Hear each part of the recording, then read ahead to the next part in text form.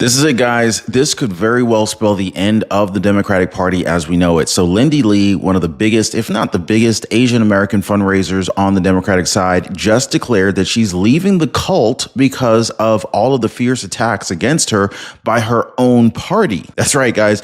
You heard that right. Lindsay Lee, who raised millions of dollars for the party, is now leaving. In fact, they're actually attacking this woman who has done more for the Democratic Party than probably most of the people that are criticizing her. And it just goes to show you just how intolerant and hateful this cult really is. But here's Lindsay Lee talking about the amount of sheer hate that she got for speaking up against Kamala Harris and the $1 billion disaster that was her presidential campaign. Watch. And I just want to echo what a lot of you guys already said. This past week has been harrowing for me.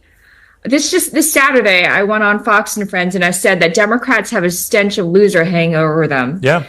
As soon as I said that, there were boycott campaigns against me, unblock, unfollow campaigns. I lost 40,000 followers. Really?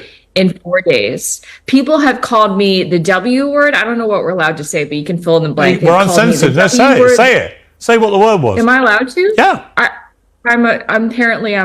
Well, they called me a whore. They called me the C word.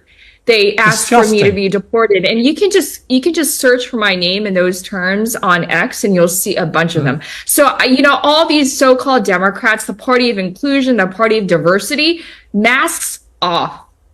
And it's even worse because they pretend to occupy the moral high ground. At least with Republicans, they are who they are. But with Democrats, they pretend to be, so loving and caring and embracing of diversity. But all of a sudden, when I dare to utter any criticisms of the goddess, Kamala Harris, I get ostracized. Me, after having raised tens of millions of dollars for the party. And I'm being called a grifter when all along, all these years, I've said on TV, I've said to the press, I'm a conservative Democrat. This is not a switch for me. This is just me. This is who I've always been. Yeah. And also, my donors are pissed. They raised $2.5 billion across Super PAC in the campaign. It's my responsibility. It's my duty of care to ask what the hell happened with that money? Why did we spend it? Why did we spend millions of dollars on five-star hotels for campaign staffers? Why did we spend $500,000 essentially bribing Al Sharpton moments before he interviewed Kamala?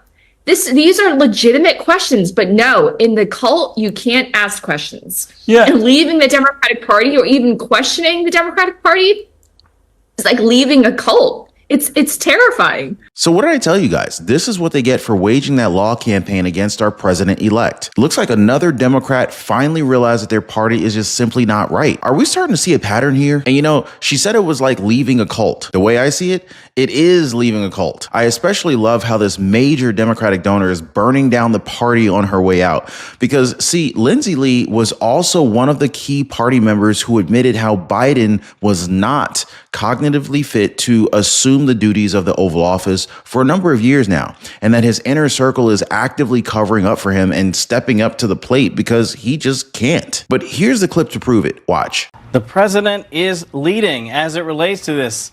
All right, Lindy, that's a tough call. You're a Democrat, and yet I'm sure that there are a number of Democrats around the country that are saying, as long as he is not forcefully leading, he is not leading. What say you?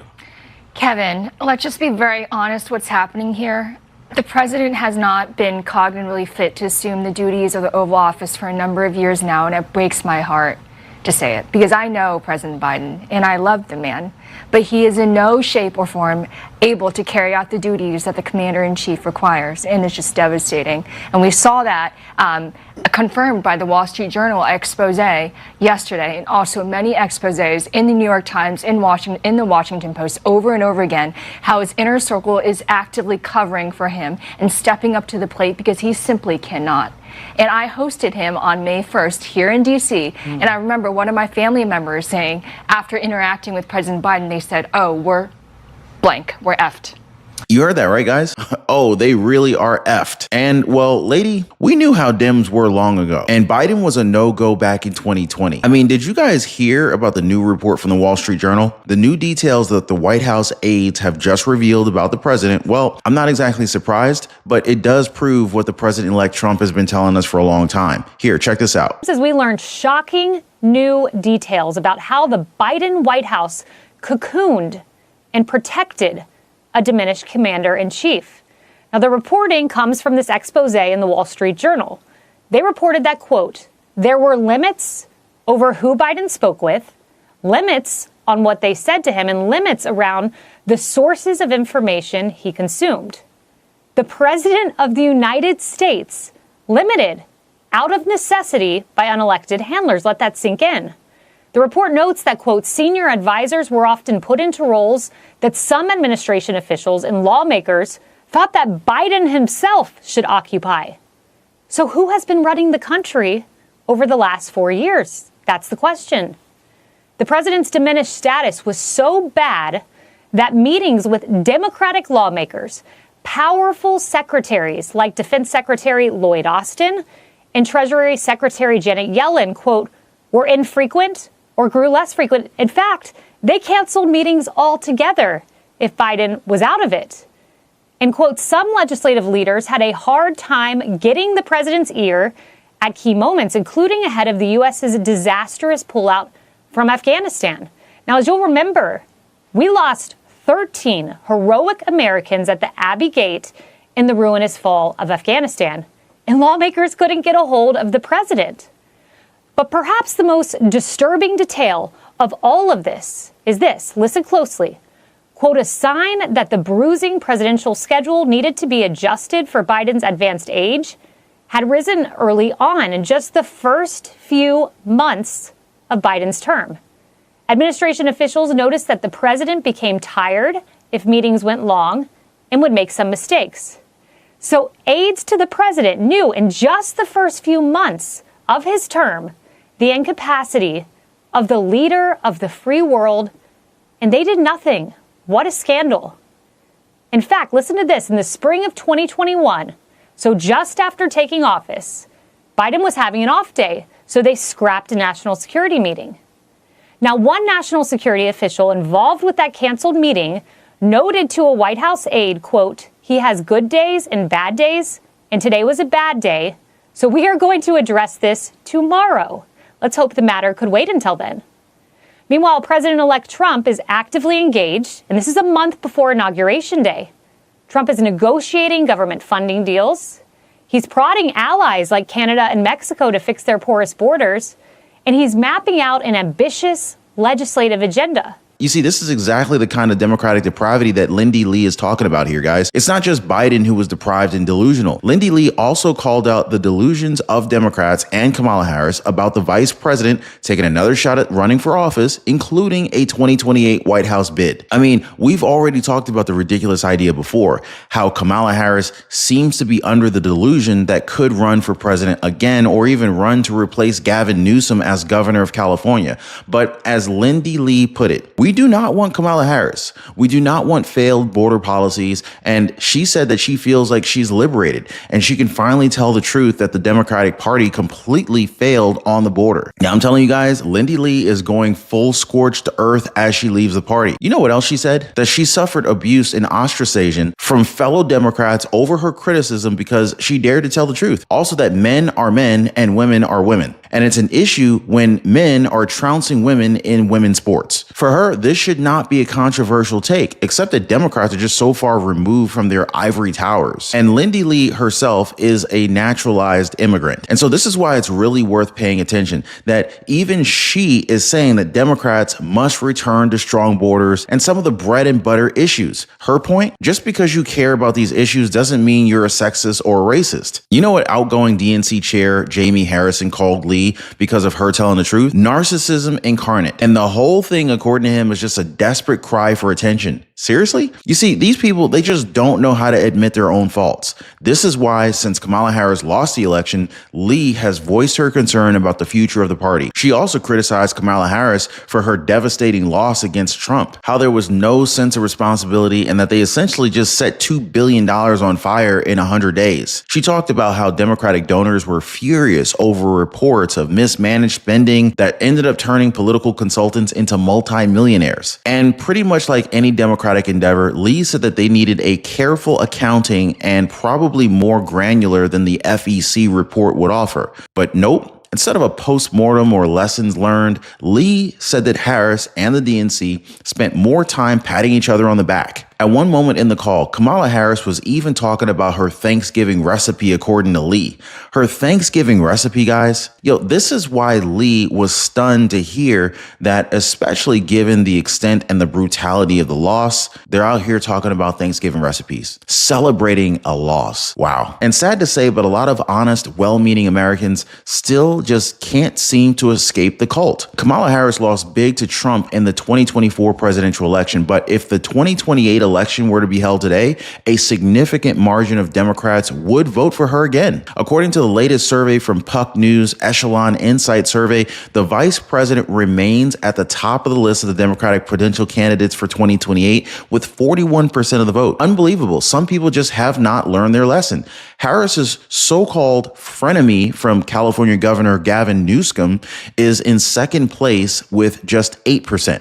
So the guy is definitely showing some ambition for his party, especially since Kamala Harris lost the election. Newsom traveled to the White House to meet with President Joe Biden and even made a very controversial vow that the state of California would resist President-elect Donald Trump's agenda. And in case you guys are curious, other names in the list include Pennsylvania Governor Josh Shapiro with 7%, Transportation Secretary Pete Buttigieg, 6%, Representative Alexandria Ocasio-Cortez with 4%, and Michigan Governor Gretchen Whitmer with 3%. I guess just pick your Democratic poison, you guys, right? Let me know your thoughts on this one. Do you think Democrats even stand a chance anymore at this point? Or should we still keep an eye out on them just to be sure? Drop a quick yes or no in the comments, guys. Give the video a quick thumbs up to show your support for the work that we do here on the channel.